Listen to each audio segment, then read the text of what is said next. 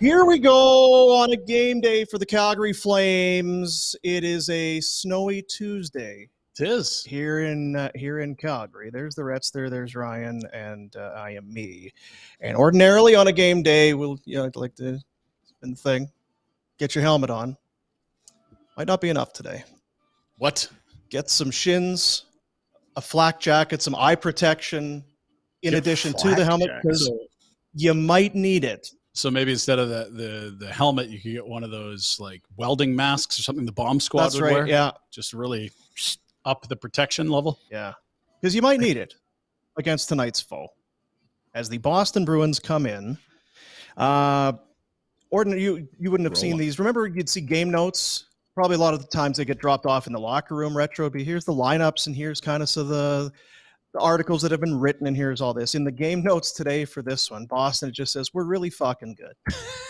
Just take our word for Effing good. Just won 3 games in a row since early December. Also hasn't lost 3 games in a row since early November. The Bruins are fucking good. There's your notes of the game. Yeah. We're just JFG. Just fucking good.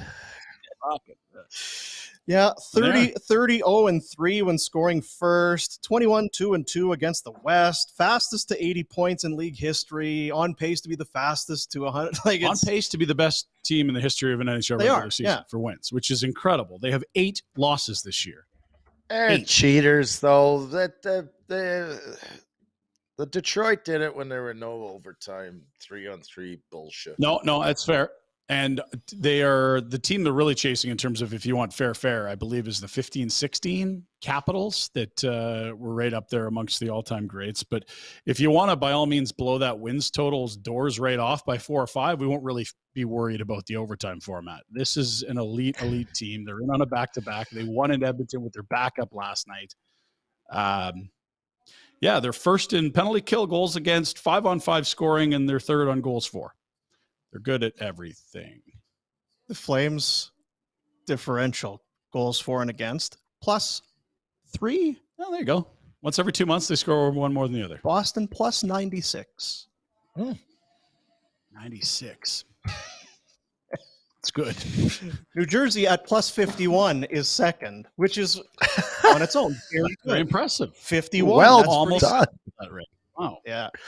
Yeah, I saw for every even strength goal opponents score, they score 1.7. So almost 2 to 1 at even strength. And that's before you factor in their number 1 ranked penalty kill and number 8 ranked power play, so special teams are already great. And they got a Vezina candidate in net. And then at even strength, they're going to outscore you almost 2 to 1. Yeah. They come into this game on a 7-game win streak. That's tied for the season long. They've done it 3 times now. So they're not impressed. They have 21 wins where they've just flop. There's another 7-pack. And I don't know. It doesn't feel like 8's out of question either, does it? They haven't really wrapped this winning streak up, potentially. Stupid Jack Edwards or whatever his name is on the broadcast. He played it yesterday. Yeah. There's the Vezina. I haven't gotten into that. I don't thinking that those terms. Like, well, of course he is. Yeah. Well, I'll mark 30 wins, 4 regulation, and then 1 extra time loss, 2 shutouts, a 1.86. 1.8 goals against, a 938 save percentage, and scored a fucking goal the other night. Yeah. So I don't know if the goals go into it or not. Fist bump one. Didn't the old Jack Edwards? Didn't the Sabres decide to give Ullmark away for nothing? We liked him that year, remember? We're like, don't sleep on this guy. And then he had a just okay last year where Swayman actually got more of the starts. I think there was some injury stuff there. And then this year, it's like, oh, yeah, remember we really liked this guy on a bad Sabres team that was getting shelled every night? He ain't getting shelled anymore, and he's still great. He's better. Fuck. So the Flames in must-win territory have that coming to the Dome tonight. First game back after a road trip. It's been a while, another day closer to the trade deadline. Friday. All quiet on the Flames front. You think so? Well, know so. You heard any word in or out? I think it's a fascinating 2 games to play ahead of the deadline, because if you really want a litmus test of how you rank, you just played Vegas, Colorado, Boston, Toronto, and if you lose all 4, I think it puts some things on the front burner that might not have really been thought about. I still think, and we're talking about selling. I don't want to be too cryptic here. There's nothing pressing, and there's no like clock's going to strike midnight. You know, the carriage turns into a pumpkin sort of thing. All these assets they have that you could get, parts and picks and prospects back for will still be able to be moved at the draft this summer, next year in season. Could be extended if you like a guy. So I don't think there's any sort of urgency. But if someone wants to pay way too much for a guy, like if there's a deal that sets the market, And it's like, oh, shoot, like that guy's worth 2. Well, if we can get a first for Nikita Zadorov, we'd be idiotic not to, right? Yeah, if there's a team out there that feels like maybe they're getting left behind with all of these other deals taking place. Yep. Hey, I know you're probably not even thinking about it, but where are you at with this to Foley or what? You can't not take the call. I think Carolina's a team that's yet to make a move. We've seen Boston bolster up, the Rangers, the Islanders, the Leafs, the Bolts. Those are 5 of the top 6 have made moves. The one that hasn't is Carolina. And what do they want? What do they need?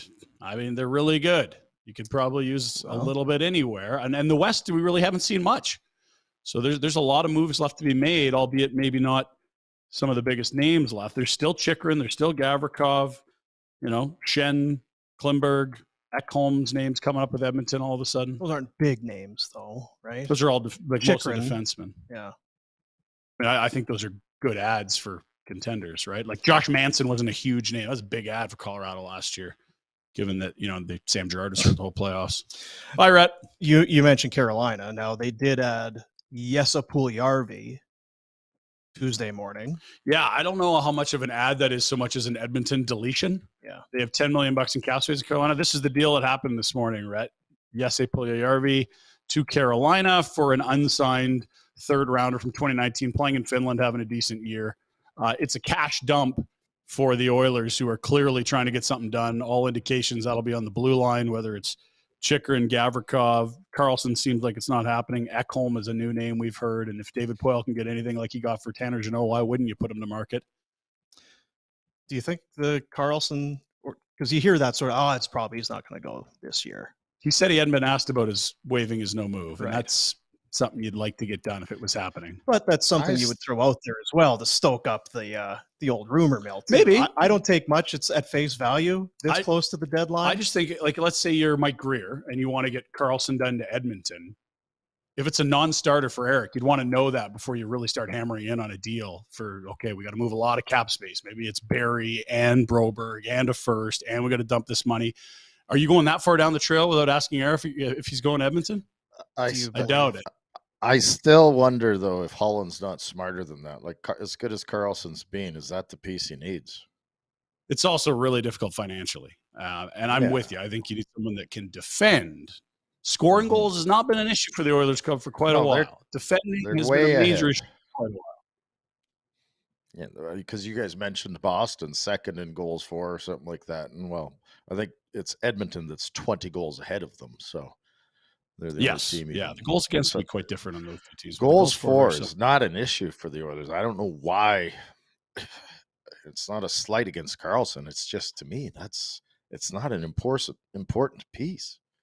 We joked about it. It's like, oh yeah, add Carlson, then look what'll happen to your power play. Like what? It'll go from 31 to 33%. Like you're already fucking scoring one out of every 3. Like it's not really filling a need so much as adding more of what you already have, or a better version of what you already have in like a Tyson Barrie type. I mean, as we record this, there is no further deal done. But as we said before, you have to think that the Oilers have something on the go here. You don't. Yes. You probably have all of these dominoes set. If we think we can get this defense deal done, then we basically give away Puljujarvi for nothing. Yeah. But we don't need to do that unless we have a deal done. So you would think that something's probably close for the Oilers. And honestly, when you look at 2 years left on Leon Draisaitl's deal after this year, 3 on Connor, and 2 years left on general manager's deal, got to do it. Like, if they don't add a D, they're fucking crazy. Have to. So clearing that money out is like, okay, that's one small hurdle on the way to doing what everyone in the hockey world thinks they should do. And I mean, Colorado's good. Vegas is a good team. Dallas is a good team. There's good teams in the East, but you're not talking like compared to the West, you've got a much easier path to the finals. I mean, in the West, you've got an easier path than out East. Like I'm Pacific's sorry, wide open. Just wide open. You can go for we don't even know if Mark Stone's coming back for the playoffs. Like, who is the best team in the Pacific? You could make a case, and a mediocre one, for 3-4 teams.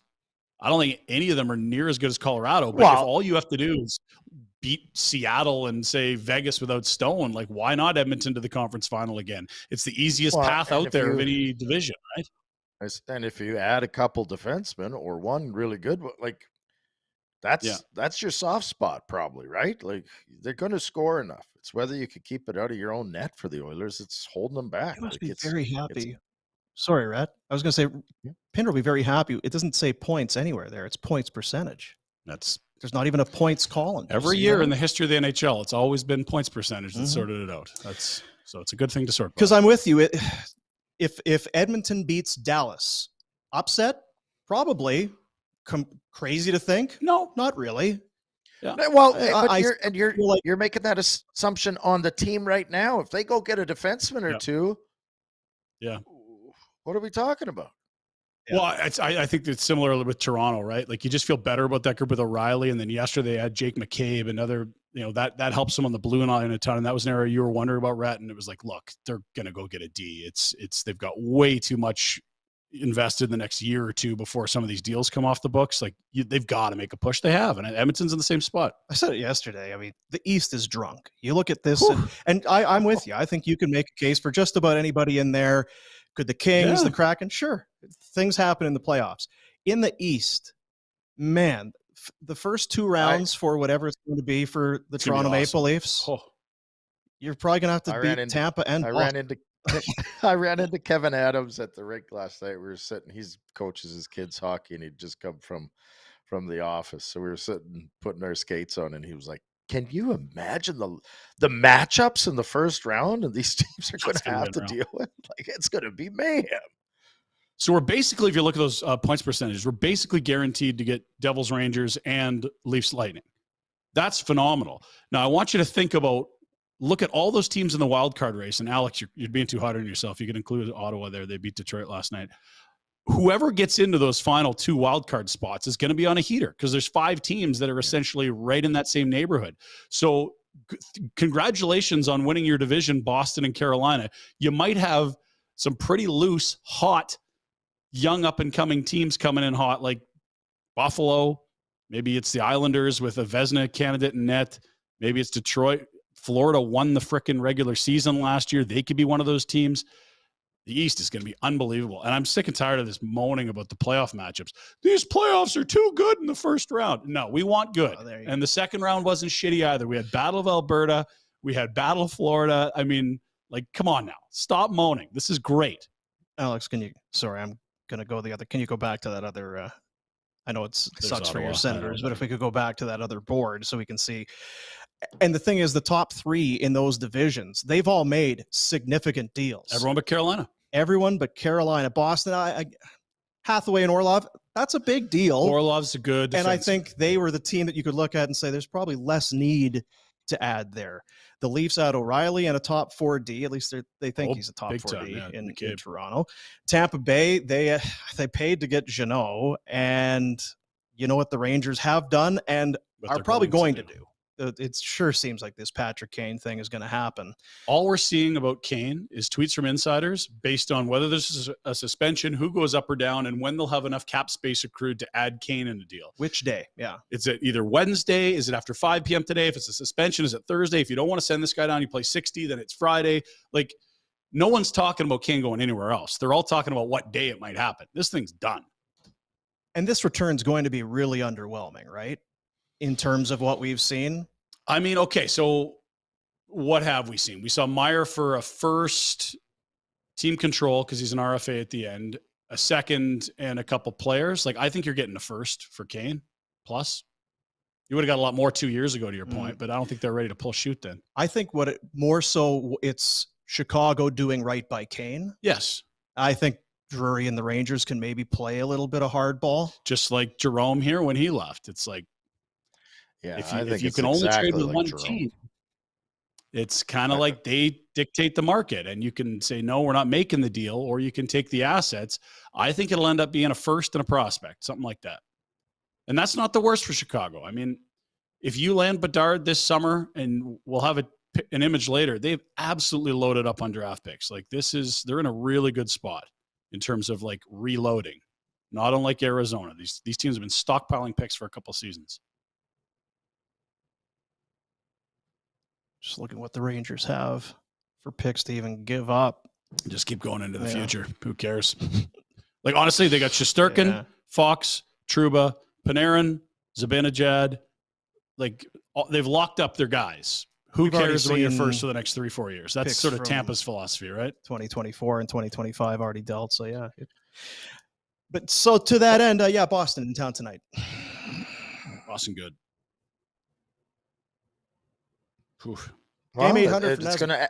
Pinder's right. It's going to add clarity to the picture for the Flames these next two games. You're either going to win and go, "Oh, look at us, we've got a chance here," or you're going to lose and go, "We may as well sell." But I think if they lose both, they're not big players in this market anyway. I think it's other teams phoning to ask, but I don't know that. Yeah, it's like we were talking about it before the show today, and I have no problem with the idea of someone makes you a huge offer, like for one of these guys that expires next year, go get it.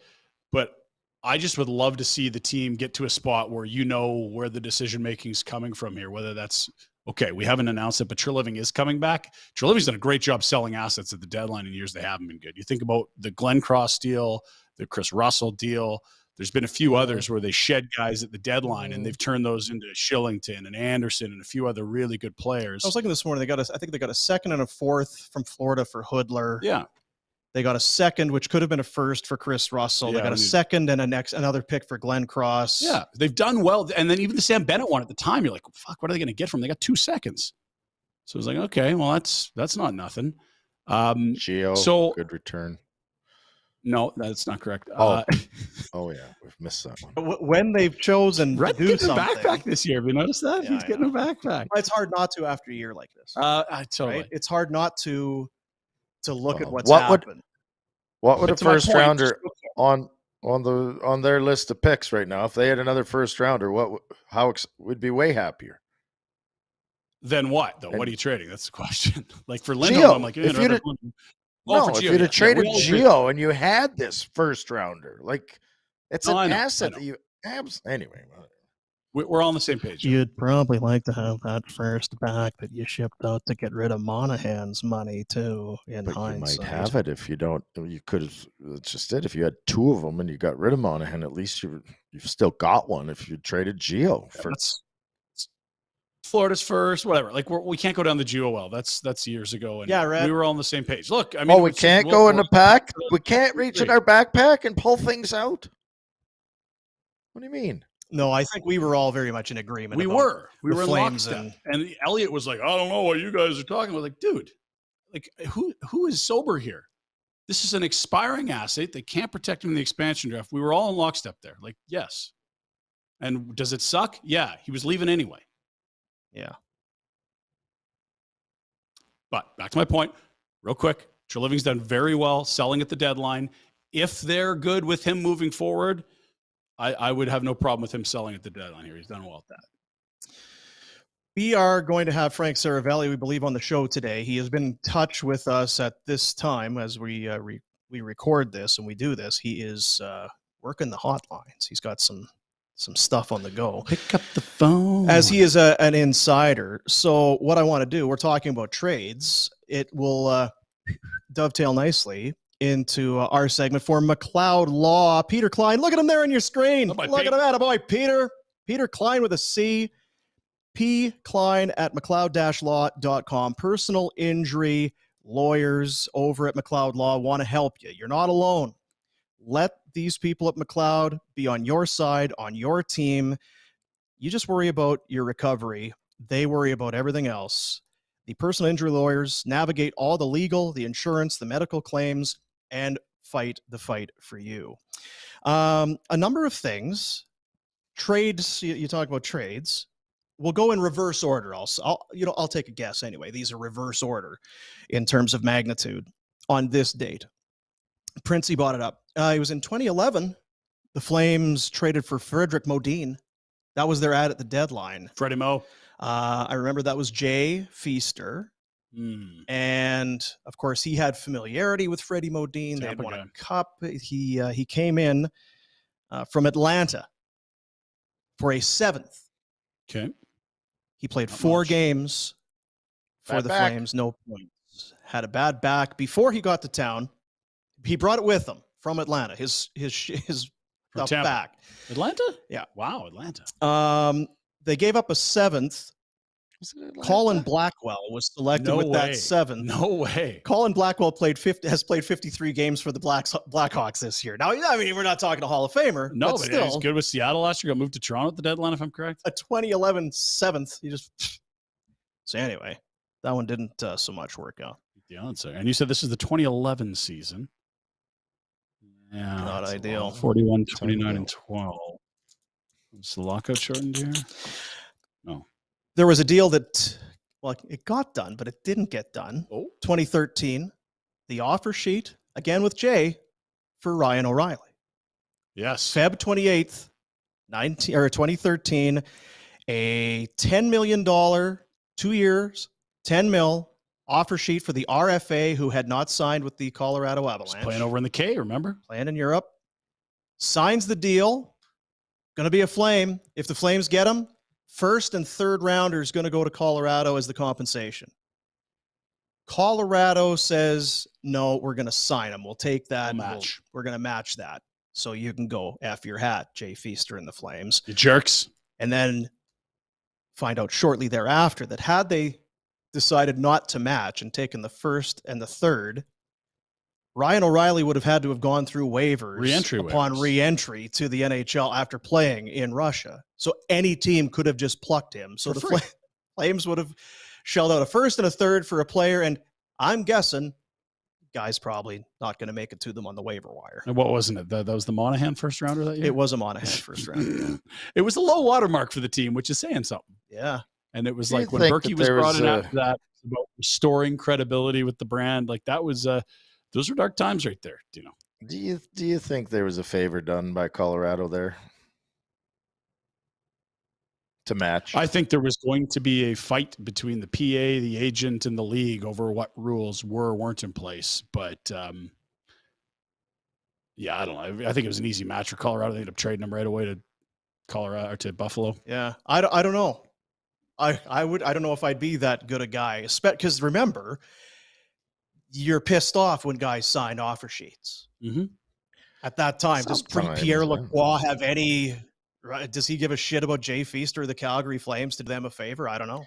It's a tight knit group, though. I mean, their paths cross a lot, and I'm not saying there was. I'm just saying it's easy to say, "F that guy, I'll do it." This is not Brian Burke and Kevin Lowe talking about fighting in the barn. I would think that there's some respect or anyway, I don't know what happened, but I wouldn't be surprised if there was a little bit of if people knew. I wouldn't be surprised if Lacroix just did it and helped out Feaster not to look or get all that egg on his face. And February 28th, this date in 1999, one of the greatest Flames of all time dealt to Colorado. Theo Fleury and Chris Dingman to the Avalanche for Wade Belak, Rene Corbet, and then they called it futures at the time. Now, Colorado had 4 first-round picks from the prior draft, I believe. Yeah, prior draft or some of it would have been the Lindros thing. Martin Skula, Scott Parker, Alex Tanguay, Robin Regeer were the 4 first-round picks that Colorado had. So it's thought, okay, we're going to decide who it is, and then if don't want it to be Tanguay or what. So it ended up being Robin Regeer, obviously, and a second-round pick. Flames used the second rounder to select Jarrett Stoll, who didn't sign, who was a Flame for a couple of years, went back into the draft. Was never a Flame, but yeah, didn't sign. Well, he was essentially a Flame that didn't sign, right? Okay. You're a Flames draft pick. And what was interesting is the Oilers, they had drafted Matthew Lombardi. They didn't sign him. So then the 2 teams drafted upon re-entry the other guy. Edmonton takes Stoll. Calgary takes Lombardi. Lombardi ends up in Switzerland. Making Stoll. that banker money. Stoll busted at a pool party. Stanley Cup. Aaron Andrews. So anyway, that is a monster deal. Obviously, you look back at the Gilmore trade, probably the biggest in franchise history. 5-5 and worst. And this one, I think the Iggy deal has to be just for magnitude. I think the Dion one was massive in a lot of ways. But Fleury was still very much a huge contributor. Went to Colorado, was over a point a game in the regular season. I think he had 17 points in 18 playoff games. They lost to Dallas in the conference final in '99. Rhett, I think Dallas beat Colorado. Is that how they got? So anyway, big deal. Yeah. Would you guys have beaten Colorado? It's weird. I was cheering for Dallas because I didn't want to have to play Colorado again. I had bad memories of playing them in the finals. Yeah, you would. You'd have where was PTSD that? For sure. Where was that in the Peter Forsberg life cycle? Like, was he hurt? Was he dominant? Was he not there? I'm trying to like match up timelines here because I've seen some stuff when he started to injuries problem. That's probably the start of the injury problems.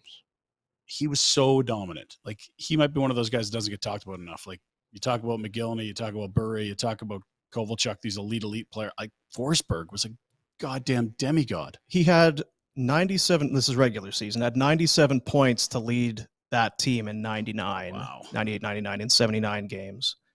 Then Sakic with his 41 goals and 96 points. Claude Lemieux, 27 goals. Adam Deadmarsh, Milan Hajduk, Chris Drury, Sandis Ozelinch. They add Fleury, Adam Foote, Stefan Yell. Good Lord. And Waugh in net still? Waugh in net.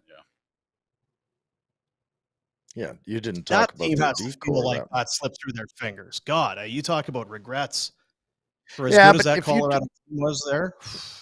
It's hard. Like, Dallas had a hell of a team. If you do the lineup for Dallas, you're going to be just as impressed. And Detroit at that time, right? That was the other big heavy in the West. They had all those. Those are the super teams in Detroit. They ended up winning what?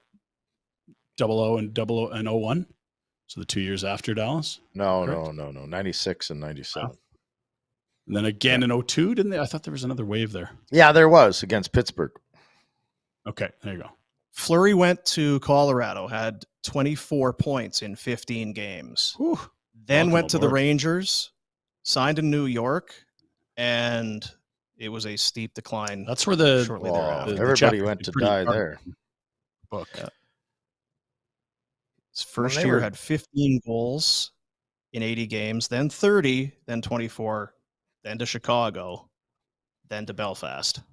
Rock bottom in the middle was spending like a drunken sailor at that point. He was just whoever and everyone. Yep. Let's go. Lindros, Fleury, anyone. Holy, bring him in. Yeah, I still remember that. That was one of the craziest locker rooms, right? There's Leach and Richter and Messier and Lind. What are we talking about? You look back now, you get that at the Hall of Fame, nowhere else. They were old, but yeah. Because those guys that when they won the cup, it was 94. So you're talking like 5-6 years later for those cats. So you look back to that deal. God love you, Dinger, right? But there was a failed first rounder, more or less. He did win a couple cups, I think. Anyway, but you're going to trade Theo Fleury. You get Robin Regeer back. You got a second. You got a couple of guys, Wade Belak, Rene Corbet, serviceable guys. Reginald Corbett, right, Retro? Wearing his own jersey. Yeah. Yep. Sharp. Reg was a great Flame for a long time. And they moved him up for assets at the end, too. It wasn't like they got a lot of the best of Robin Regeer. So you can trade away guys and do okay. I guess it's the... Is there a Theo that's leaving town? That was like the Iginla. Those top two franchise history probably, right? So a busy day in Flames history on this date. As we look back with McLeod Law, Peter Klein, they're about community, they're about entrepreneurs, they're about you. There's a general firm there as well. It's not just personal injury, although that's kind of what Peter Klein and his people focus on and what our kind of focus is.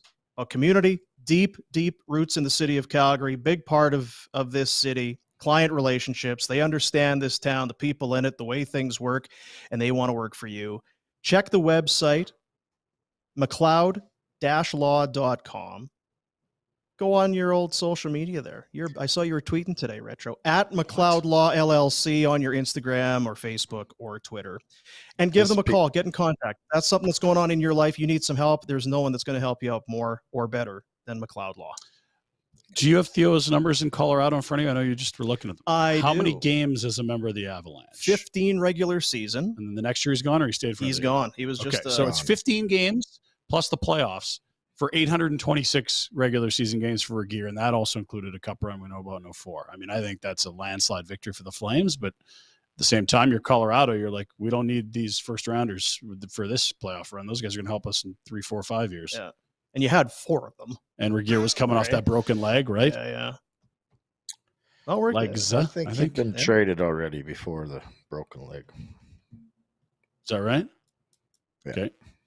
Because he was a Flames prospect at that time. So yeah. Okay. And this Peter Klein is much better looking than the other Peter Klein that I know. That's the confusion. There are more than one. There is more than one. This one's not setting his alarm at 2 a.m. to watch Japanese wrestling. We know that. Yeah. He's getting a good night's sleep, working on files, ready to go the next day, bright and early, off the way to work, clean shaven, wearing suits. He's not at the pavilion wearing a championship belt. No, that's correct. Okay. We don't think anyway. I don't know him a little bit, but maybe he's not working on his top 30 wrestlers of all time power rankings. No, he's working on lawsuits and files and things like that. Still nothing from Seravalli, so he is chasing down a trade, working the phone lines today. Why don't we get to the Pinder report? Let's do it. Let's do the Pinder report. It's a presentation of Village Honda, your dealership for life. The CRV hybrid is there. They've got the Passport Trail Sport, of course, the brand new Accord. There's a lot going on. The whole brand, Honda, very excited about what's going on in 2023. You should be too. Go and visit them. Go and see Anthony and Tanya and everybody up at Village Honda, Northwest Auto Mall. VillageHonda.com is the website. You can click that QR code right there on your screen if you so choose. Village Honda brings you the Pinder report. Who was that guy that was doing the little Bob Barker walk around selling? That was unbelievable. Yeah, I forget. Missed his calling. He was very good. Guys there. I'm like, this guy's got to be on the Showcase Showdown, walk people through what's going on. He should be in L.A. Or he's full of it and convincing. But so much so that he needs to be on TV. Yeah. He was better than that Chevy guy with the sweaty keys in his pocket. Polar opposites. This is the guy that should be doing that. Hundo. Yeah. All right, Flames in action tonight against the Bruins, and new pairs on the blue line yesterday. Retro unveiled. Skate. There's the little mark.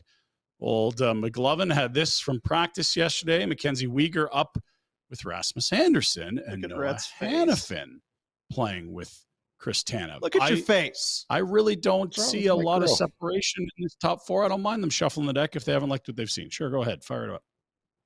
Yeah, go ahead. Change it. What is that? Whatever. Hope it helps. Good. Do it. Worth a try. Sure. Yeah. Okay.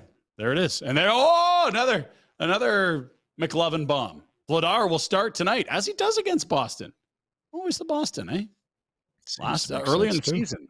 Played very well. Flames lost 3-1, I think, with an empty netter or a late goal against. They allowed only 27 shots to Boston. $1,000 up on the board. And Disco Dan Vladar back in. It's been a rough go for the Flames goalies in the month of February. This is the last day to screw it all up if you're going to have a shitty month of February. And he could really doom himself if he does screw it all up, right? Like if he's civvy tonight, it's going to go south fast against a team like Boston. Well, and then it's, Toronto coming in. That's another good night to be civvy, whether you're anyone in the organization. Civvy. He's really used it as a verb brilliantly. Yeah. Civved out. Well, you know what? Civvy. Frank really appreciated it a week ago. It's now in the regular rotation since then, I've noticed. Heavy rotation. Civ out, civvy. Sure. It's good. Frank likes it. I like it. Yeah. Bruins played last night in Edmonton, Retro. They rolled with their backup, the Sway Dog, friend of the show. Yeah. One day, we hope. Love the Sway Dog. What did they do in Edmonton on the road? Well, they won in regulation, which is kind of what they do. They've got 9 more wins at, 60 minutes of 5-on-5, no trinket 3-on-3 shootout stuff than the second best team in the league. 46, 8-5. Yeah, they look a little excited about it, don't you think? Oh, they're good. And we didn't think how boring good. Get out. If we were doing this show in Boston, how bored you'd be, Rhett? I'd just take days off. What are you going to talk about? On parade routes. What's that? Days off. What do we do? Just a weekly show. How many wins this week? Oh, only 4? What the hell? Pick it up, fellas. Yeah. Did we have another Blackhawk note or not? I thought we might have had some late news there. I don't think it's coming up later, I guess. Here's thoughts on the Bruins. If you had hit the futures market, last night's victory put them over their points total. You know, at the beginning of the year, you go over under the points total. Apparently, this team was going to be mediocre. Apparently. Marchand's hurt. You know, McAvoy's hurt. What's Krejci going to look like? Oof, I don't know. A lot of question marks. Oh, they beat their point total before the end of February. Quarter of a season left to win the East. 12-1 in the Okay. Hope you got in on that. Here's the standings in the Western Conference of the Calgary Flames. Not a lot of change last night, and a lot of teams nearby them in the standings. Okay, so there's Winnipeg, Seattle, and again, if we sort by points percentage, the Oilers are down into. It's worse. A wild card. I don't care about the Oilers. It gets worse for the Flames if you do it by point percentage. I don't like it. Kind of does. They drop below Nashville, that's for sure. Although Nashville's already sold some parts, shut down Johansson for the year, taking offers on Ekholm. But yeah, it's not rosy, right? This is not the spot you want to be in. That's for sure. So is that an indication of what the Flames should be doing? Like the team with a higher win percentage and probably chance to get into the playoffs is already selling pieces, and we're still battling away. I'll say this. If you had 12 weeks of no Kadri or no Lindholm, you'd be selling. That's where Nashville's at. Well, and if somebody wanted to give you a first, a second, a fourth, third, fourth, and fifth, and all of that get fire away. I mean, not even. Gosh, what's Jeannot got this year? 5 friggin' goals? Yeah, last year. Yeah, they're very different players. Yeah. But point being, like a second, third line winger, middle six winger, they got that. Crazy. Sure, you should have traded Coleman back to Tampa. They'd have loved him. Not at that salary. Got all that return. That's the thing, was because you look, Hagel came in last year, Jeannot this year. They're all under $1 million. You can afford everything because you take half, eat half. Come on, you guys. Use your heads. Could have even got more. At half the salary, still making more than Jeannot and the term. And it's about, 8 years in difference in age? Fine, don't trade him. Let's just continue on our path. All right. The point is, Jesus Christ. Yes, Tampa wanted Coleman, and they screwed it all up. You're right. No way Tampa wants to touch that in the 10-foot pole. Let him walk. Out east, a little different picture. There's a lot of murkiness and not a lot of clarity in what's going on in the West. Like, no one's secured any spot. The East, very different. We pretty much know what one is in each division, what the 2-3 looks like. And yeah, all those top 6 teams in the East are considerably better than anyone in the West. It's quite something. In fact, looking at those Eastern totals of those 3 teams in each division, Stanley Cup favorites, you wouldn't be surprised to hear many of those teams. In fact, here are the odds for an East team to win the Cup versus the West as the season's progressed, Rhett. They not only are better teams, they've also added in trades. There's a bit of a power imbalance all of a sudden. I think if you then it's easier path through the West. It's gonna be an easier journey. It's not gonna be, less games. Might be the time. Think about if you were the Leafs or Tampa. So you got each other in round 1. You're gonna have Boston potentially in round 2, and then in round 3, you're gonna have whoever comes out of that absolute bloodbath of New Jersey, the Rangers, Carolina. Like, just to get to the finals is gonna be a freaking war. And you would hope, if you're the team that comes out of the West, that maybe the team that does come out of the East, like you say, maybe they're all beat up and battered. They've had to go 6-7 games all 3 rounds. Another note for tonight's game, Rhett, they're going to have these awesome Black History Month Jarome Iginla jerseys for warmies, which we've liked. This is fun. The NHL traditionally not been cool. These are some unreal jerseys, and look who's modeling them. London Hoylett of the Hitmen. Let's have a few little gander at some of the picks here. So there's the patch on the shoulder. Did they send us one? Not yet. They usually like us more when the team's winning. Weird how that works. Love that. And then look at the golden C on there. Oh, golden C, Rhett. That looks awesome. Speaking of Iginla and gold, today, 2010. Oh, no way. Oh, he gets one? What? And not us? What?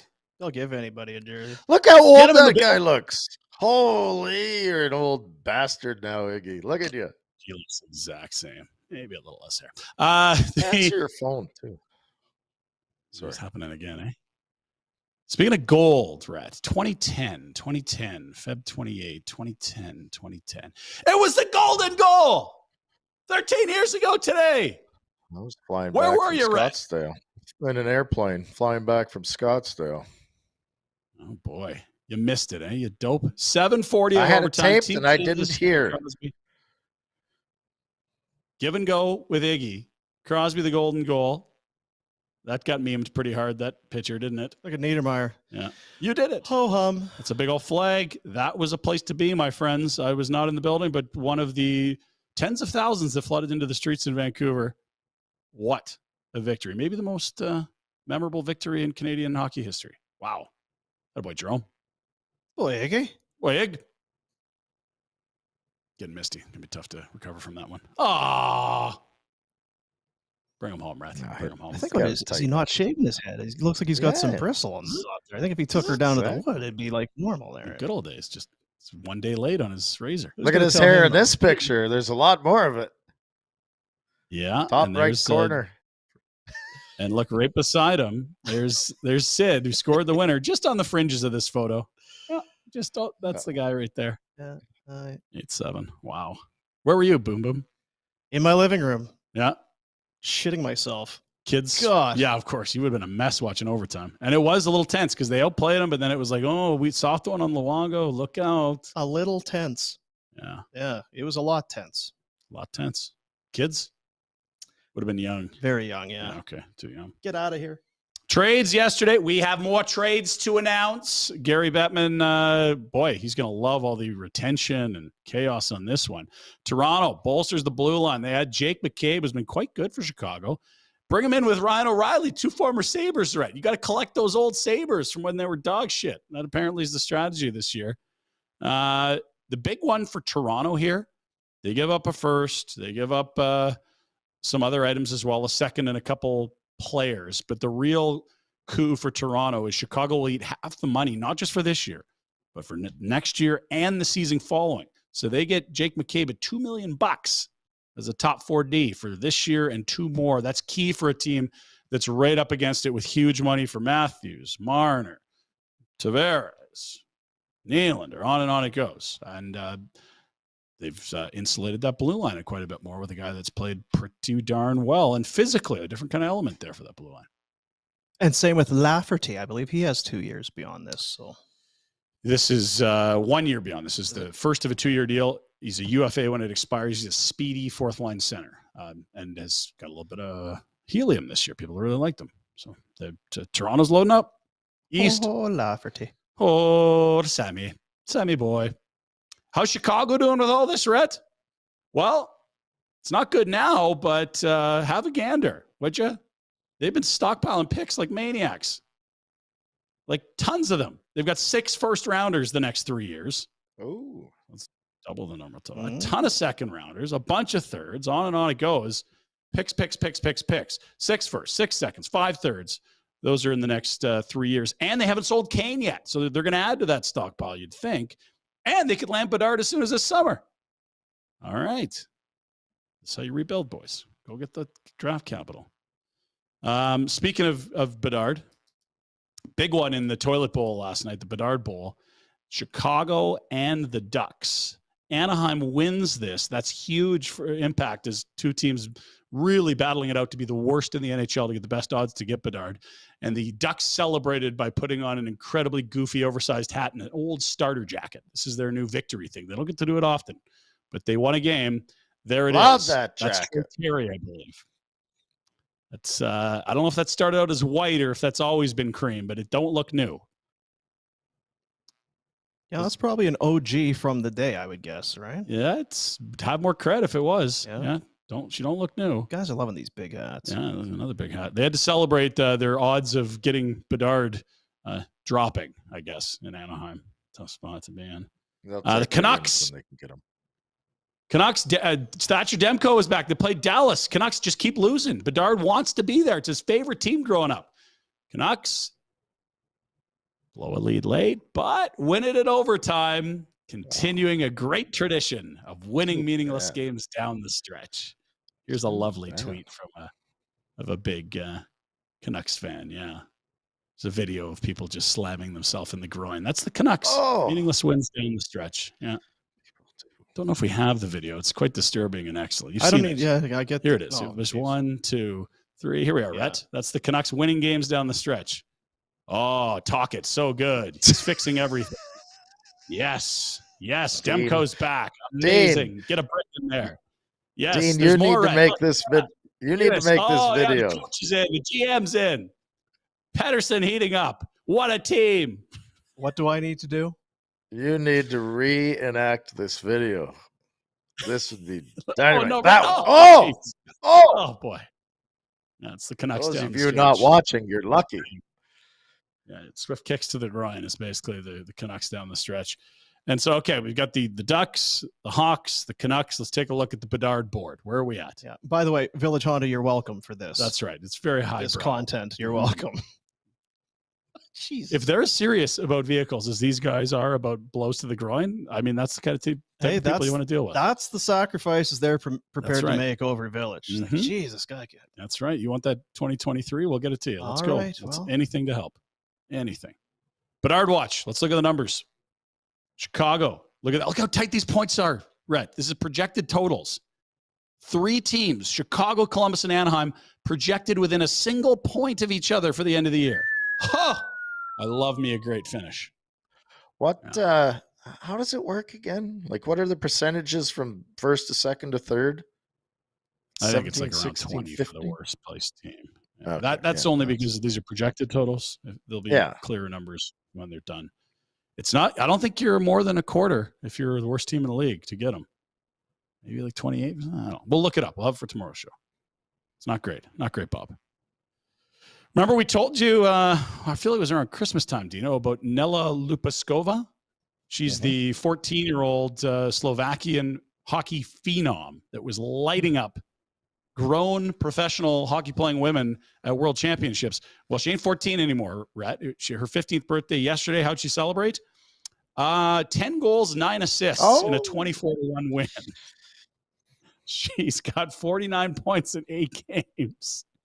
Next year, she's allowed to participate in the women's league. She's also playing on a U16 boys team where she's like 3 points a game. It is something. And how does do you think they like her, Rhett? She had 9 assists, 10 goals. If you like puck hogs. Did you like Gretzky? That's kind of what he's doing. He's 14. There she is. She got caked. The girls love her. Amazing. Such a good story. Cake. Love it. I don't know. It's like cream something. I thought you don't like cake. I like cake. I don't like pie. Jesus, no. Rhett, it's not going to, I don't know how you're going to feel about this. There are images from the new Bills Stadium, and you know what it isn't? Buffalo. It's fancy. It's shiny. It's good looking. It's hoity-toity. Oh, we'll beat it up. Not. Oh, well, you will, but there's no greasy finger wing sauce stains on the windows here. Let's take a Bills getting gentrified. Not something I'm ready for. I think that's a sentiment we can all agree with. Look at some of these images. I mean, it is fancy pants McGee here. They're dumbasses. Put it downtown, you idiots. You probably have to imagine it with like 2 feet of snow and just busted folding tables all over the place. That helps with the vibe. But look at this. Are you kidding me? Jeez. Right? You going to get a seat license? What are you doing there? Yep. I'm on it. Oh, boy. Secondary market, Dino. Make some money. No roof, eh? Well, you saw this year. Why would you? Not a roof on there? Well, you know, Dean, they're not really built for throwing the ball. So I imagine they want to keep the elements there. Yeah, they've really dedicated run first to the run. Offense. Yeah. Finally, some great news in Calgary, fellows. It was announced this morning, our good pal Adam Stanley, Canadian golf standout reporter, announcing the 2024 CP Women's Open coming to Calgary at Earl Grey, of all places. Just the end of Crocho there. Beautiful track. They got the brand new clubhouse there. And it's the big marquee Canadian stop on the LPGA Tour. Brooke Henderson, going to be plying her trade next July. Less than a year and a half away, Dean. Just, Canadian athlete out there. An $8 cab ride from our studios here. Boom. Love it. Come back, Rhett, would you? Comey will back be for- pissed off though because he won't be able to play then. Take 2 Incorrect. weeks So off. what they do is all the other clubs will give you, oh, well, since you're there, you can come play us. He'll be thrilled. You can golf anywhere in the whole city. Little back and forth trade. I feel like Comey doesn't have a whole lot to be pissed off about. Or at least he doesn't ever seem to be all that pissed off. It Oh, seems like, 3 putts, he gets seriously pissed. yeah, I guess But yeah, so. if that's your biggest problem, I mean, in it's terms all of relative. life, though, it just Yeah. seems like things kind of roll for him. It's good. Yeah. He was in Carolina for that outdoor game a couple weeks Saw ago. that. Yeah. You should learn from him, Boom, and quit taking life so serious and being pissed off all the time. Tommy'd be good for that, eh? Yeah. He also doesn't have kids, though, and Hang out with. Well, Mortgage. that's true. He's got an Life. easy street, no kids. job, Yeah. 2 dopes he works with, 6 dogs, 21 million. garage full of car parts and kids' bikes. It's a different Bikes, life, Brad. Now that I think about it, Tires. maybe not the best mentor. for 20 Dave. million will change your mood. 20. 25? What are the career earnings for one? Like the one deal was 20. Jesus. Michael. We're in the neighborhood. Hey, whatever. That's Yeah, not, it's not all about It's money. not AM radio money, Dean. I know that. No, it's sure not, Ryan. That's your Pinder report for the day. Fuck. Village Honda. Northwest Auto Mall, your dealership for life. I take it back. There was a space in there. It was bleep, long breath, new paragraph, Village Honda. Village Honda. Thank you. Your dealership for life. Village Honda wants to buy your car. Sell it to them today. You'll get paid in 24 hours. No hassle, no obligations. Just get that appraisal done and see if you can make a deal with the deal makers. Village Honda. And apologies, there was a trade that broke this morning that we talked about. It was supposed to be in the Pinder report. We already mentioned it. Puljujarvi. So screw it. Never mind. We're good. Yes, a Puljujarvi. Never worked for poor Yessa there. Where would this have been on the sell high, sell low spectrum? Is this rock bottom for Puljujarvi? I feel like they were talking about multiple seconds. And even when he was in Europe not playing, it was like, oh, no, we could get a pick for him. And then, you know, he's always scoring. Look at him go. He's got his tongue up his nostrils on the bench. Everyone loves him. This has to be rock bottom for the trade value for Puljujarvi, does it not? Well, yeah. They Cap basically space, just cap gave him space, away. cap space. It's good. Yeah. They gave him away for cap space. Whereas, you know. But I get why it would have been hard to trade him because he Oh, was totally. Yeah. all the tools. Huge, fast, could never put it together. defends very well, cannot hit the broadside of a barn these days. Do you That's a challenge. feel like this is a guy that can now put it together? No. Yep. I think he'd be a real good middle 6 winger in Carolina. I mean, it's the type of bet they usually win on. I'm Get a guy for sold nothing. on Yesy. Yeah, and again, I guess we have to define like what's meeting expectations. Like no one thinks he's going to be a star in this league. Well, he was That's a top 5 pick. right, but again, at this point, Carolina is not thinking he's going to be a star in this league. Like if he's a 3rd line winger, is that making it or not? Because that's what No. Edmonton doesn't want him to be right now. No, I think you have to put him. Can he be a Nichushkin? No, God, 20. no. Nichushkin's a star. Nichushkin's good at what 35 goal pace. But he bottomed out to this degree. He did, but he never flashed it. Well, I shouldn't say never. He had that great rookie year. I mean, I just think they're different, but there's some similar tools, actually, now that you mention it. I think they're I would say they're probably very similar in terms of expectation, trajectory. Because what was it, 0 goals? Friggin' Nichushkin had the 1 year. 2 years. Christ, Yeah. had nothing. Went back to Russia. This guy went back to Finland. Well, I think as we sit here in Calgary, we can all say, Jesse, Best of luck. can we call you Jesse now, for Christ's sake? Good luck. Yeah. Have fun. Score Go 30, get him. 40. 50. Do whatever you want out there. Win a cup. Have a hell of a time. Oh, Roddy Brindamore's great guy. you know what he needs to do? Bring the cup back to Edmonton when they win Bring this it back summer. to Edmonton, Bring yeah. it back to Edmonton. They love the cup in Edmonton. Bring it back. Oh, they'll do ticker tape parade. All the wounds will have healed by then. Yep. Bring them home. Oh, bring him home. So who is left to be traded? I got a list for you. Because we were going to have Frank today. Obviously, he's busy. On Friday, the Daily Face-Off trade deadline special is going to be on the channel. Yep. Frank going wall to wall, pillar to post, inside and out with everybody. Are the Flames going to be involved? It's hard to say. I know that Friedman was on with Merrick this morning and said the Flames are contemplating doing some things they certainly were not going to be doing at the start of the year, aka selling. Yeah, and you know what? I think if it's like you win and you get a loser point, man, if you lose 2 of them, I think that's the equation that leads to the most action. If I they would lose guess 2, 6 out and the team's got games in hand on you, like, yeah, by all means, field calls all day. If someone wants to overpay, go get it. Is that not like really like a micro thinking though? If you win 2 games between now and Friday, it changes what you're doing with the entire franchise trajectory. So the last chance you can augment your roster significantly is the trade deadline, right? If you're 1 point out or you're 7 out, that's a huge difference. So if Minnesota wants to lose 2 and they win 2, you might be in a playoff spot Friday. Whereas if you but it's the same team. I get the math, but it's still this team that has baffled you for 60 plus 100%. And equally baffling would be if they actually got their shit together. It would almost fit this season and scrape in as a wild card. And again, none of these guys turned to nothing this summer. If you want to move Hanifin, you're going to get a haul now or in the summer. And to be fair, a lot of teams can't squeeze them in now that could this summer that would give you a haul. You got a bigger bidding war.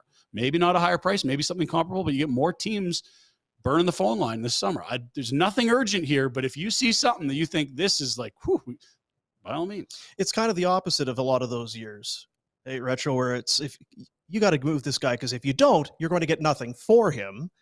I don't think a lot of these guys, because what Lucic is expiring, I don't know how you make unless Lucic wants to leave. I don't know how that deal looks like or anything. If I'm Lucic, I absolutely want to leave. Unless right? you think you're going to get extended here, and if he is extended here, what's our comment going to be on it? I don't think. And not that we're the brilliance behind the hockey, but I mean, if Lucic is on this team next year, I'm sorry, I don't see it, and I don't like it. What could you get for Lucic right now? Like a 7th, a 6th at best? Like, no, I don't know that there's interest. What? You'd be doing it as a favor. But again, you're doing it as a favor. Yeah, like he's got to want to go. No, I'm with you. If he wants to go and you want to move him, that's great. Does anyone want Milan? That's what I'm asking. I'm not saying that it's a no. Because beyond that, go get a 6th from Buffalo, I guess. I don't know. Well, and I honestly mean that. I'm like, if there's, would Boston take him for nothing? He can't play for them. Like, look at that lineup. I know, but it's a beloved. I believe he's a beloved. It's a favor to him for what time served. Yeah. You're not, again, it's not about the hockey. I don't know how he plays. Well, you just want to have him around. They're going to have to move some cap things around to have him as a 13th forward. I don't see that. I really don't. Because there really isn't anything that's pressing, to your point, Ryan, right now. Next year's a different story. You got a lot of expiring contracts. If you don't move Trevor Lewis or Brett Ritchie before which contender do those guys actually slot into the top 12 for? I don't think there's one. Every team in a position to win a cup has a 4th line with better players than Lewis, Ritchie. Then surely the Christ that should say something to us, shouldn't it? Why the hell were we critiquing this at the start of the year? That's fine. They're not good enough on the 4th line. We get it. My point is, you can't trade a guy nobody wants. So for everyone saying, sell Lewis, like, you're getting nothing. Yeah, no, I don't think I would. Yeah, I don't think I'm talking about that. I was actually going to say it might be too bad for Tree because a lot of these teams are making moves and have already. And probably Tree isn't sure what to do. And maybe not even hasn't been called and he doesn't have to do anything. But if he was to do something, some of these doors are already closed. The teams have made the moves. I'll say this. They won't give anyone clarity on Shillington, and they might not have it. But if they did, it wouldn't help their business to tell people what was happening, right? But if they knew Oliver Shillington was coming back to camp next year, I would think a lot harder about getting Zadorov into assets for next year. Because if your 5th best defenseman's Oliver Shillington next year, you can go find a 6 for $1 million. You can get some cap savings, which they already need. And if you see the prices being suggested for like Luke Shen, Ekholm, Chikrin, like he's none of those guys, but if you could get assets for him, I don't think that would be the detriment of the club if you knew you had a Shillington coming back. And that's just obviously wild speculation. I have no idea if they have clarity on that. That makes sense to you? It does, but I also sit here and hear you crush Zadorov Monday to Friday. Yes and no. I mean, there's been really good stretches. I think what we've seen from him in Calgary is when he's sheltered and with the right partner. Yesterday, you said you were going to pull your hair out. He was making you like yank your hair. Anytime he scalp. played in the top 4, yes, that's exactly the context of why I said that, and it's true. Like if you're bringing Nikita Zadorov to be a top 4, it's not going to work. Like Eric Goodbranson's top 4, we knew that wouldn't work. Columbus, it's not working. But in the roles they were put in here last year and this year to some extent with Nikita, that can work. If you're looking to upgrade your third pair, you can do worse, right? Very physical. Doesn't have a brain that functions. There again, he's a guy that makes 3.75 with another year. Yeah. I think, it takes, I don't see it. It would take a very unique scenario, I think, because so many of these teams, we talked about the teams in the East that have already spent draft capital and cap space to bring guys in. I don't know. This is a. I feel like if you were around Brad Treliving right now, he'd be a sour guy because he loves trades and the trade speculation and talks and haggling back and forth. What are you haggling? He's basically got a Ryan Carpenter deal to make. That's about it. Take one of our depth guys for a late pick. You got nothing to sell. You're not really buying. You got nothing. Certainly not buying. Right? What do you? So he'll be sour. If the play this year hasn't pissed him off enough, if he'll be talked to about even being the bloody GM next year, he's probably not getting calls. He's probably not calling anyone, and to make trades. But he probably doesn't even if he hasn't been approached about running the organization next year. He's probably handcuffed there too, right? Nobody wants. I have no idea where things are at on that front. I'm fascinated. Yeah. And like, what are those channels? Who's having those chats? Is it owner GM? Is it owner coach GM? Does, John Bean get circled in on this stuff? The one thing that hasn't been clear pretty much in the history of, since Rhett's played for the team is what exactly is the chain of command and who has the absolute power on what thing? I saw something and it just kind of struck me because we've talked about it here. Kyle Dubas does not have a contract for next year. And now he's spent a first in the O'Reilly deal and another first, like multiple picks here. Look at that. Wow. Right? Hasn't given up much in the way of top prospects, though. So 2 firsts, 2 seconds. So it's a lot. It's not nothing. It's a lot. Yep. If they get bounced by Tampa, and there's no shame in getting bounced by Tampa, does he keep his job?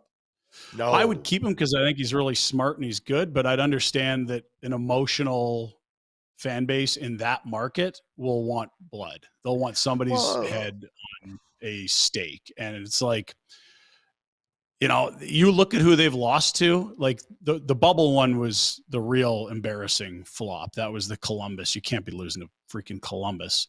That was the first bubble playoff, not the second. But like the Boston teams they've lost to, the Tampa teams they've lost to, like, but you're right. Like you'd understand if they did. I just think, careful what you wish for, because they had a whole bunch of GMs before Dubas that couldn't even get them in the fucking playoffs. Yeah, but you can argue. Yeah, but just saying because he's smart and there's other guys that are good at what they do as well, right?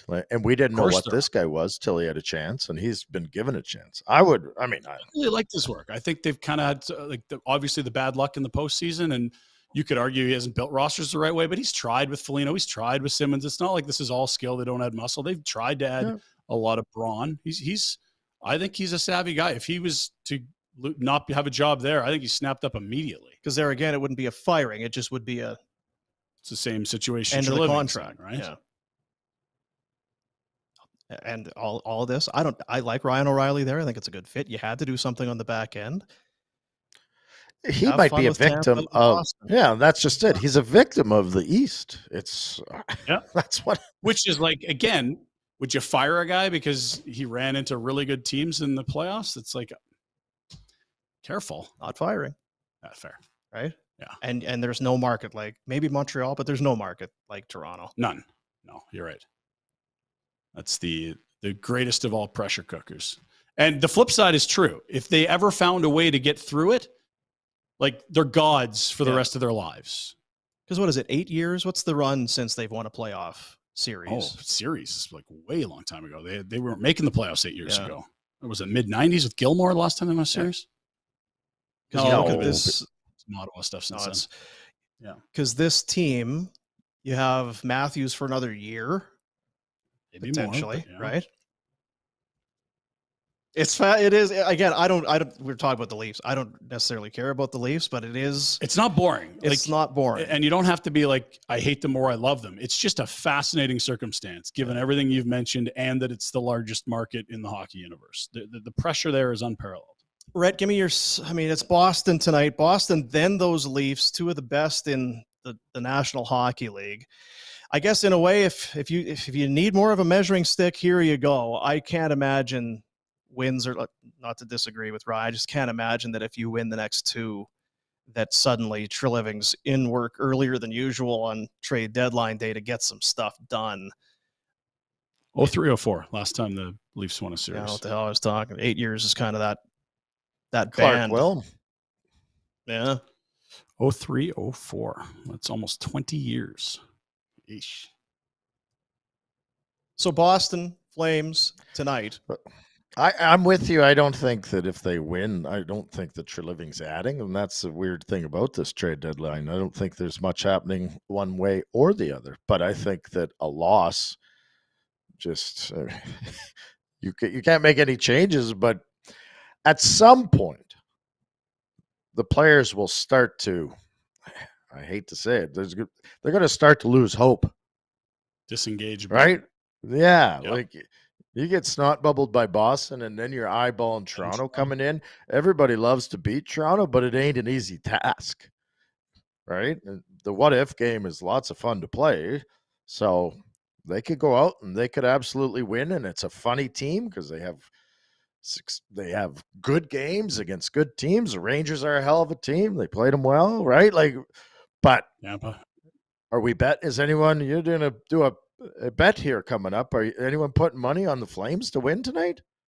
God, no. And if you don't believe they can win tonight, why do you think they can win in a 7-game series come playoff time? Yeah, I mean, I would say you're not going to face a Leafs in the Pacific in round one, but I get your point. Like, it's tough to sell these guys as contenders right now. And look, if you win two, I don't think they're adding. I just think they might stand pat rather than sell. You know, well, you keep guys engaged at least too. If you win the next two, I think it's a good sign, and you can try and fight to get in and get on one of those runs. Again, we're not against it. It's just you have to win these games. That's the 06 Oilers were way out of a playoff spot, 20 games left, and I think they got points in 19 of the last 20 games, and they go to the bloody Stanley Cup Finals. No one thought that Dwayne Rolison was going to take them there, and then he got hurt and blah, blah, blah. That shit can happen. So sure, let's have it happen. We're in, but it has to start. It has to start. Like, there has to be a point where it begins. Yeah. It's not with the last 7 games. Oh, we nailed 7 in a row. We're in good shape. Like, it has to start. Please. Yep. Last call, isn't it? Feels like, okay, get your drinks. Minnesota. 2 games in 4 nights against the Wild coming up after this 2 against Boston, Toronto. Afterburner on our YouTube channel tonight. Ryan and I will walk you through this one. I might even call in. How are you feeling about Afterburner tonight? You got good vibes, or are you like, holy fuck? Look at him. Look how excited he is. What do you mean? He's got great PTSD for sure. Yeah. He's got great vibes. Look at the excitement. We got 3 wins now because they won 1 last week on Afterburner. Yeah. I hope and pray that you look better than when you had to do it with Rob. I don't want to turn the TV on tonight and see the fatigue in your eyes again. You got to go get the Cleopatra mask this afternoon, put it on your face, lay down, get that light on there. What he needs is not what he's going to get. He needs a nap before that, and he won't. It's going to go as you expect. He's sleeping right now. Not happy. That's why he's wearing shades lately. He's sleepy. That's his fart smell face there. He's not impressed. He's like, piss off. Leave me alone. I'm sorry, Boom. You only hurt the ones you love, remember? Something like that. BK Beaufort Liquor. Our cheers of the game. And, of course, Derek Newman. Newman Dean's Realty. Buy it or sell it. Dean's going to commit suicide in the next 8 days. Afterburner tonight after the Flames please, and Bruins game. Hey, let's do Betway Bets of the Day, and we'll get out of here. Betway Bets of the Day. Get the Betway, and you know what? We'll have Alex. The guys have been putting up. You wouldn't have seen it. I don't know, Rhett, on the YouTube channel. There's been a poll that's been running. We'll take a look at it. Betway Bets of the Day. Ordinarily, Flames game day, you go with I couldn't do it today. Had to go another way. Kirill Kaprizov, Tage Thompson, both to score tonight. Ooh. Plus 240. That's a good number for two snappers. Wild and the Islanders, Sabres and the Blue Jackets. I love this one. Plus 240. Kaprizov had the Hattie the other day. Thompson's got 40. He had 2 the last game. He went 39 and 40 his last game. And so that's the first one.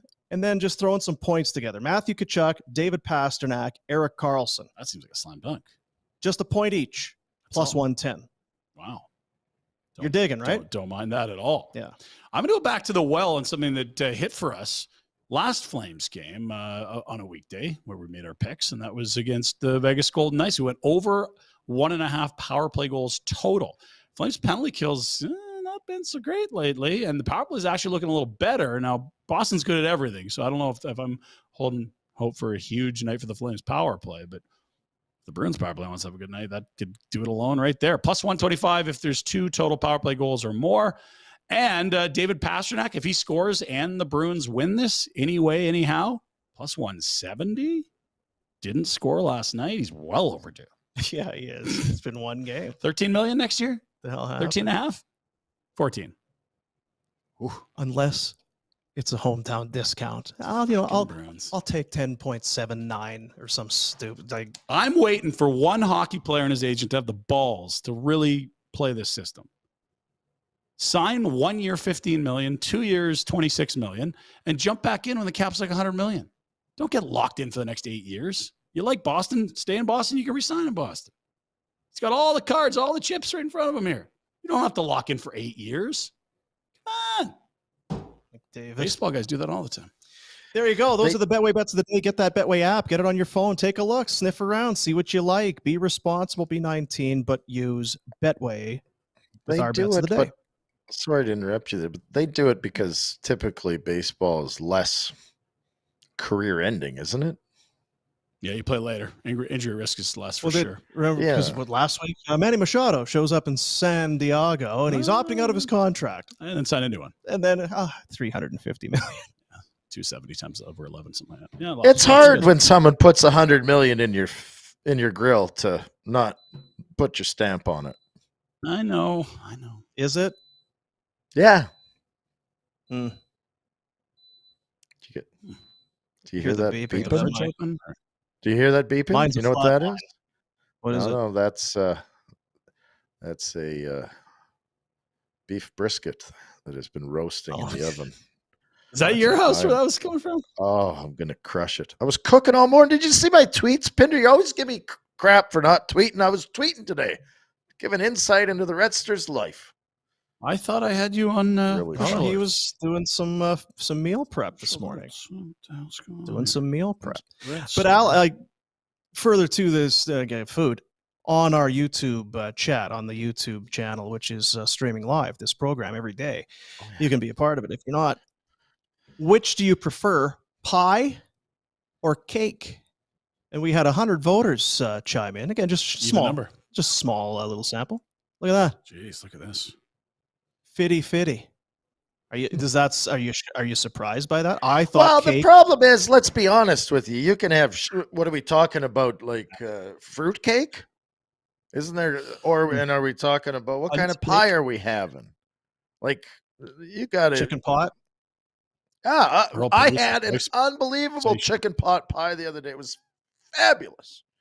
I'm going to say for probably the people that are on this is a dessert. Probably aren't thinking as deeply as we do on stuff like this. They're probably thinking, do I like chocolate cake or like apple pie? Right. It's your birthday. You get whatever you want for cakes and pies. What do you pick? I think it's probably how you cake. The Paul Newman. Alex says vague on purpose, just to kind of keep all doors open. That's right. Why wouldn't you? 100 votes even. I love that.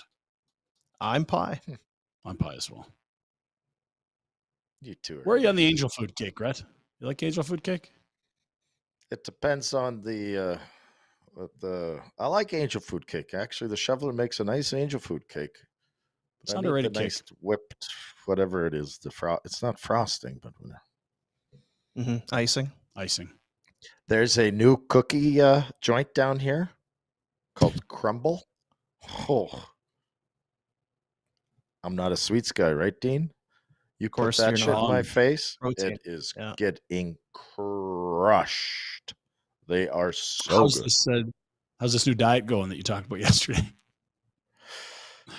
Weighed in today, 228. Pretty good for me. I was gonna say that's wheelhouse. That sounds right. What was I'm gonna drop it. what was the peak? What's been your Oh, peak? God. Ever or like Nobody's- ever? Nobody steps on the scale at a total peak, right? Like you kind of crest and then you drop a little, then you go on the scale. Because at total peak, you're too embarrassed to do it. So you always have a Okay, 5 so pound biggest gap. number you've seen. Yeah. We'll add 5. Biggest number you've ever seen. Probably the biggest ever, 255. Are we going to do this too, Dean, or are we going to No plead the fifth? fucking way. No Okay, chance. Interesting. No, Yeah. no. Maybe Yeah, that someday. works. Maybe someday we'll toast her. I'm gonna Hey, get look at that. 200 one day. Look at this. Photo on online. Someone tell Boom I'm going to be late for the show. Got to finish making fries. You did disappear. So you're what? Just frying up some potatoes there. Well, like I was doing the food prep thing, like you're supposed to, so you Uh-huh. don't reach for the cookies. And I had some leftover potatoes, so I'm like, It was a little bit of the Eddie Murphy, right? I can make a better burger than the joint. And I thought I can make a good fry. My kids have never had Retro's homemade fries, so I was giving it a whirl. How are we dressing those? You got pepper, vinegar, hot sauce, ketchup. What's the move here? Yeah, I'm a big vinegar guy, but I don't know, this is going to sound, so I fried up a bunch of chicken chunks and put it's a different kind of hot sauce, but put a bunch of hot sauce on there, and I got a blue cheese dip that is phenomenal here. So I'm going to go with hot sauce and blue cheese on my fries too. Don't you have an air fryer? I do, but I used it to cook the brisket. I slow cook the yeah. brisket, and then I throw the air fryer on top. Finish it off. Needs 2. You need another air fryer. And not the weird Sure. one that's also a pressure cooker at the same time. Yeah, I He's don't got really know some how that's futuristic spaceship one. Yeah. I don't know how a brisket is fitting into an air fryer. It's Is it like enough for one sandwich? How big's this No, brisket? you got. That's why I have a good air fryer. You guys get one of those Okay. $7 specials. we got the cheap ones, yeah. All right. And 20 million changes your life. Eh? It does apparently. Apparently. Not when you So spend it all. What? So you were doing some meal prep. What else did you have? Oh, Look at that. So the Separate container, shoveler good meal prep. requested. The shoveler requested some healthy. So Green beans moving there? from left to right, that's the yams and some diced onions and chicken. And then there's sausage, potatoes, and beans, and then some orzo, some Greek chicken, and beans. So, yeah, Wow. Look at there this. you go. Greg Keller is sitting at Bonton Meats right now, just crying into his coffee. Yeah. Well, he's got Look at what this guy, where he's been and where he is now. He's also probably reading his financial reports. That Rhett money's been missing for what, 6 months? He's actually texting me right now. A fucking air pot for a brisket. Jesus. Yeah. You'd don't be so have- disappointed in you. He can He be is. disappointed, but it's delicious. I know what I'm doing, and I appreciate Greg's take on things. And I'll be back soon, and I expect my 28 freezer to circle. be See there filled. right on the screen. You don't have to Yes. live like this, man. You could do it right. Look it on the right, look it on the left. That's Big his steak. little fryer thing there. Look on the right. I see it there. Son of a. Poor Take care of Greg. yourselves, guys. Yeah. All right. Surprised you can afford to go to Mexico this winter with Rhett's not being around for I 6 know. months. Yeah. Do you think of what you've done to the bottom line up at Jesus. Bonton? It's reporting season. I'm coming. Greg's back laying off soon, staff. Don't Yeah. worry, Greg. All right, everybody. Thanks for being a part of it. Subscribe and like, support the sponsors. We appreciate you. We'll be back tomorrow. Talk about that Bruins Flames game. Big win. That's join the us turning for point. join us for Afterburner tonight on Oil- Flames Nation YouTube. It'll be uplifting and Oilers positive. suck. High energy. See you tomorrow, buddies. See you tonight. Yep.